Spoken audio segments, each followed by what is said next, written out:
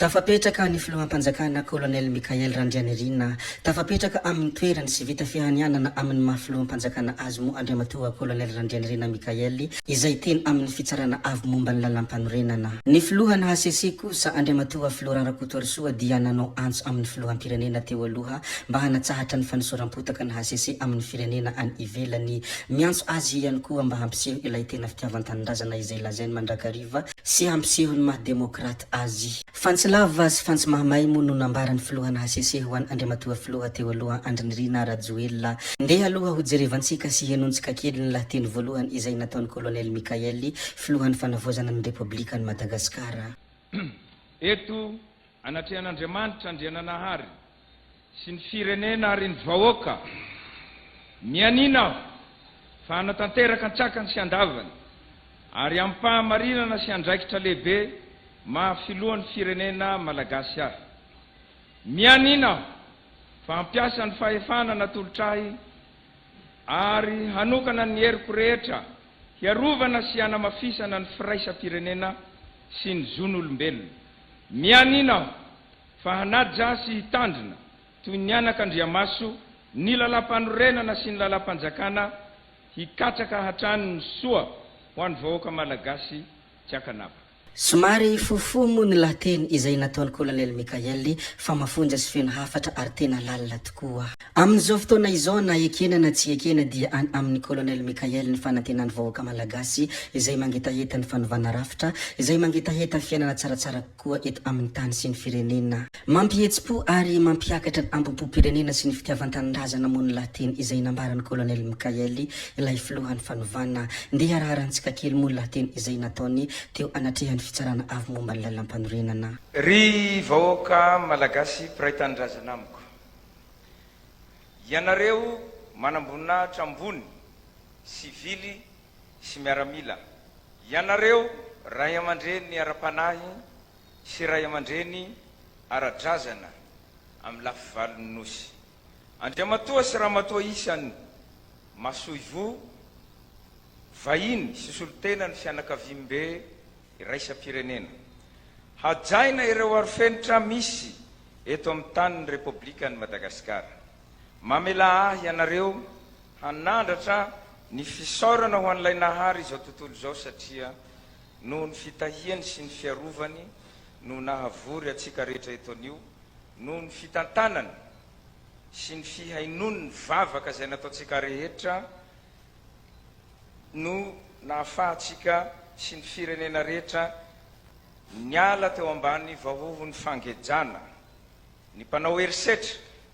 ny mpandroba ny harem-pirenena sy ny fananam-bahoaka. Manaraka izany dia miondrika eo anatrehan'ireo namoy havana, mankahery ireo naratra sy ireo niaram-boina nandritra ny tolona ho an'ny fanavota-pirenena. Nambarany Andriamatoa Colonel ihany koa fa kihondalana lehibe ny androany satria ny vahoaka malagasy mihitsy no mangetaheta ny fiovana. Kihondalana lehibe ho an'ny firenetsika ny androany satria ny vahoaka malagasy mihitsy no mangetaheta fiovana lalina eo amin'ny fomba fitantanana ny firenena izay manosika antsika hanoratra boky vaovao ho an'ny firenena amin'izao fotoana zao. Manomboka tamin'ny fiverenany fahaleovantena, ny vahoaka malagasy dia niandrandra foana fiovana mba hahafahana misitraka fiainana tsaratsara kokoa sy ny fialana mizioga ny fahantrana. Mampalahelo anefa fa 15 taona tiorina dia mbola sokajiana ho isan'ireo firenena farany mahantra indrindra i Madagasikara eto amin'izao tontolo izao. Antony zany nampifoha sy nampitsangana ireo tanora tsy nanaiky lembenana itsony mbola manantena ho avy mamiratra sy tsara lavitra noho izao vanim-potoana lalovantsika izao ho azy ireo sy ny tarana. Ireo tanora mivondrona sy mitsangana ireo nahitana ny generation Z, maro anisa izay notrony ny olom-pirenena malagasy tsy vaky volo dia tsy tana itsony fa nidina an-dalambe naneo sy nitaky ny fanarenana sy fanovana manontolo ny rafitra misy eto amin'ny tany sy ny firenena. Izy ireo dia nitaky ihany koa ny fitadiavam-baolana mikasika ireo olana ara-tsosialy sy ekonomika ka isany amin'izany ny olana jiro sy ny rano indrisy nefa fa vono ratra hetraketraka ary fanimbazimbana sy fanitsakitsahana ny zon'olombelona izay arovany lalam-panorenana no setriny zany fitakina ampilaminana izany manoloana ny hiekika sy ny antsovonjy nataon'ireo vahoaka very fanahy mbola velona ary ho fitandrovana ny tombontsoa ambony firenena dia ny joro nandray ny andraikiny ny folo alidahy tanjoko ary ny vozina ary kitro ifaharan'ny firenena namaly ny antson'izy ireo ny fahaefatra amin'ny folo ny volana oktobra teo no hamariny ny fitsarana avo momba ny lalam-panorenana ny fahabanga-toerany filoha-pirenena sy ny filoany antenimeran-doholona ary ny tsy fahafahan'ny governemanta iandraikitra ny asany dia ny antso ny fahefana miaramila mahefa izy izay tarihiny tenako hiantsoroka ny andraikitra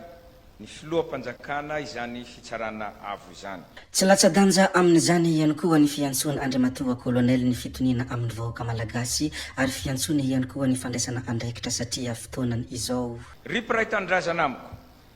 fotoana izao andraisana andraikitra miantso fitoniana sy fiaraha-mienta ho an'ny tsirairay ary fiombonam-po mba hahafahana manarina faranjay haingana ny ara-tsosialy sy ny ara-toekarena izay latsaka ankaterena hifanometanana isika herivelona rehetra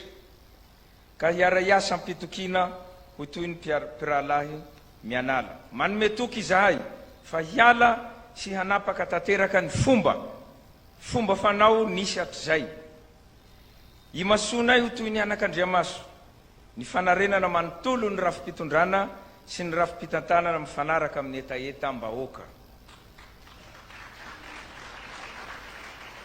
ao anatin'ny foiezaka dia omendanja kokoa ny famahana ireo olana tena maharary ny vahoaka toy ny angovo ny fahasalamana ny fampianarana sy ny sisa sy ny sisa ao anatin'ny antonony ezaka dia hanao atrikasa maro lafy andraisan'ny hery velona rehetra anjara hoety mandrafitra ny lalam-panorenana vaovao sy ny lalam-pafidianana isika ho fitandrona ny fahadiovan'ny fitantanam-bola-panjakana dia manome toky ianareo vahoaka izahay fa hametraka politika pitsitsina hoentina mifehy ireo fandaniana mioapapana tsy mifandraika amin'ny filana izay voasokajy ho lahara-pahameana manome toky ihany koa fa handray ireo fepetra rehetra hanenjehana ireo fanetry be ny firenena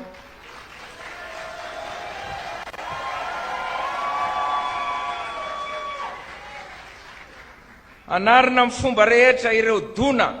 niatra tamin'ireo niaram-boina nandritra ny etsy-bahoaka ary ampanaja ny fahazoany tsirairay isitraka ny zony indrindra ny zo aneo hevitra hijoro hatrany ho an'ny tanindrazana iombonana sy ny taninjanaka ka hanaja sy hampanaja ny lalàna sy ny soatoavina malagasy Andriamatoa sy Ramatoa isan'ny mahasoa ivo vahiny sy solotena ny fianakaviam-be iraisam-pirenena manatrika etoana miantso anareo ny vahoaka malagasy